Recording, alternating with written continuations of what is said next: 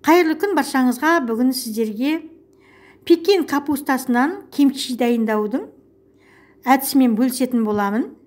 Видеоны соңына дейін көріп, ұнатып жатсаңыздар, лайк, комментарий қалдыруды ұмытпаңыздар. Тіркелмегендеріңіз болса, қоңыраушаны басып, тіркеле кетіңіздер. Алдымен қырыққабатымызды жуып тазалап аламыз. Жуып тазалап алғаннан кейін осылай етіп екіге бөлген кезде шетіне шейін жеткізбейміз пышақты. Осындай ортасына келген кезде қолымыздың күшіменен екі айырамыз. Сол кезде майда-майда қырыққабаттың жапырақтары осылай бөлініп түседі. Пышақпен бөлсеңіздер майдаланып, әртүрлі ұсақ бөлшектерге бөлініп кетеді. Қырыққабатымыз өте үлкен болса 6 бөлікке, шағын болса 4 бөлікке бөліп аламыз.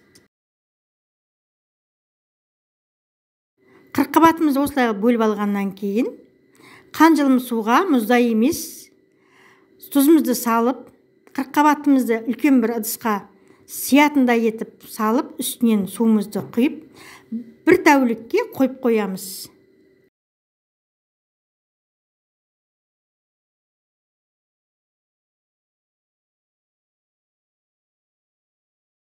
Міне осылай етіп үлкен контейнерге салып алдым.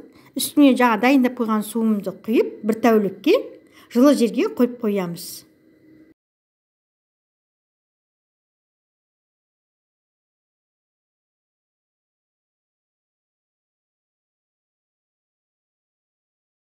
Бір тәулігіміз өтті. Қырыққабатымызды судан алып, суы сарыққанға шейін басқа бір ыдысқа салып қоямыз. Енді ортасына салатын салмасын дайындаймыз.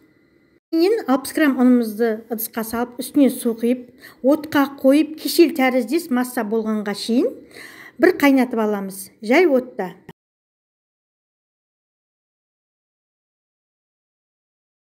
Мінекей қайнатып алдым, сұйықтығы кесел тәріздес болу керек. Енді суығанға шейін қойып қоямыз.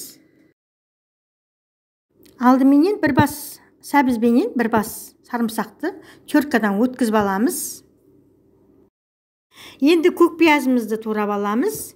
Пиязымыздың басы үлкен болса, пышақпенен ортасынан екіге бөліп айырып, ұзынша етіп турап аламыз.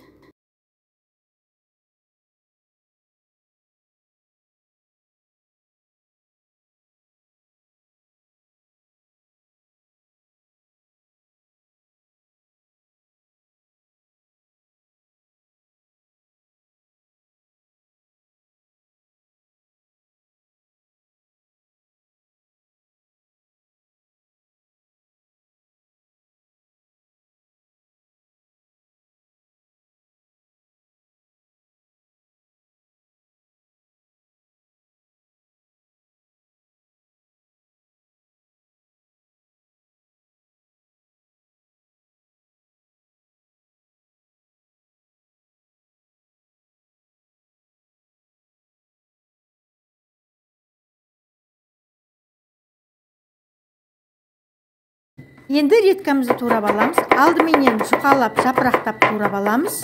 Одан кейін майда-майда соломкалы турап аламыз. Осылай етіп турап аламыз. Көкөністерімізді турап алдық. Үстіне үкіштен үскілен сарымсағымызды салып қоямыз. Енді массамыз суыды. Суыған массамыздың үстіне қызыл ащы бұрыштан 2 ас қасық салып, жақсылап араластырып аламыз.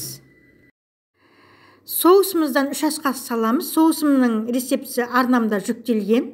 Үлкенде бір ыдыс алып, көкөністерімізді салып, дайындап алған сұйықтығымызды үстіне құйып, жақсылап араластырып аламыз.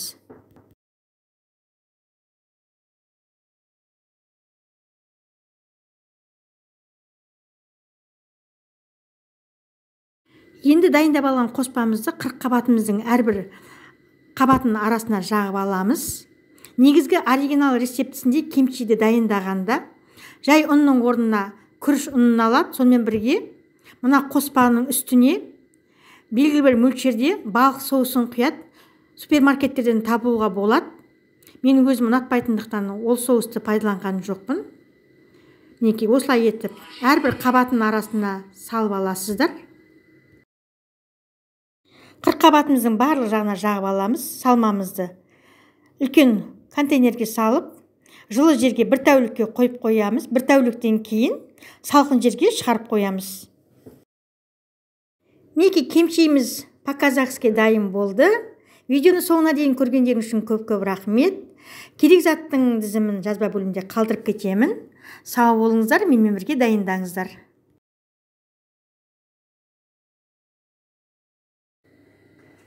Мінекей кемшиіміз дайын болды. Кемши по-казахски дайын болды. Видеоны соңына дейін көргендеріңіз үшін көп рахмет. Осындай кемши шықты.